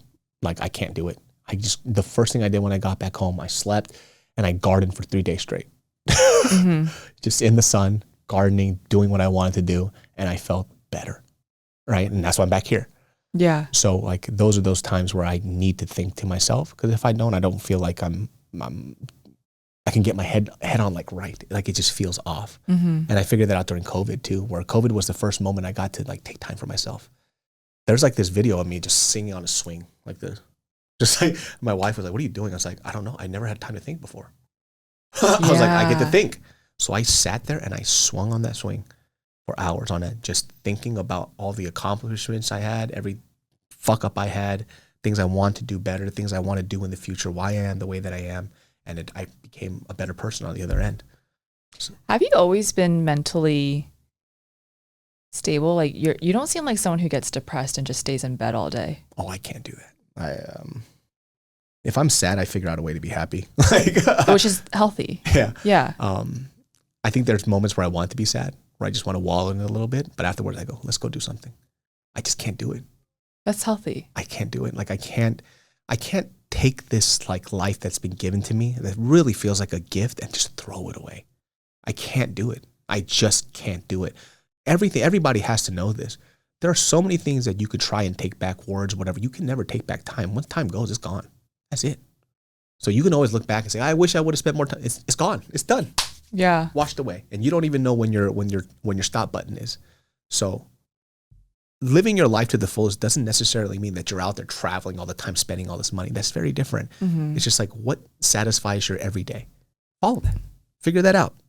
Right? I don't know what it is for you guys individually. You know what I mean? If working a 9 to 5 and then pursuing your passion on the weekends, like something like your brother does, is what you enjoy, then that's perfect for you. Mm-hmm. What's how somebody else does? They goes, no, you don't want to do that. Make your everyday life your that's for you. Yeah, no, everyone's different. Yeah. That's for fucking you, dude. Yeah. It's sometimes for me, I wish I was your brother, you know? Yeah, same. Sometimes I'm just like, it must be nice. Jealous. I'm like, I want that sometimes, but then this crazy head of mine won't allow me to, you know? Yeah. There's so many ways to live life and there's no one prescribed right way. Yeah. That's what I'm learning. Yeah. And just take advantage. I think you're in a really great place. Well, that was a very fun podcast. I enjoyed it very much. You're like such a wise, it's like you've been dead before or something.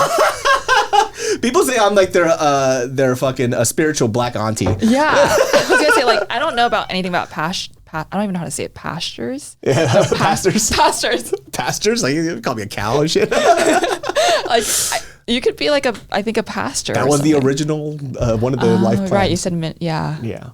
Well, where can they find you? I'm always going to put it up front too, but let them know. Oh, yeah, you can find me on AhnestKitchen, AHNEST Kitchen, and then we have our New York Times bestselling cookbook. Amazing cookbook. I bought it for 2 people, so they love it. Thank you. Yeah. It's called Omma, which means mom in Korean, UMMA, on Barnes & Noble, Amazon, Target, and major retailers. Thanks for having me. Awesome. Well, Genius Brain every Sundays at 12 p.m. Hope you guys enjoy this podcast, and we'll see y'all next time. Peace.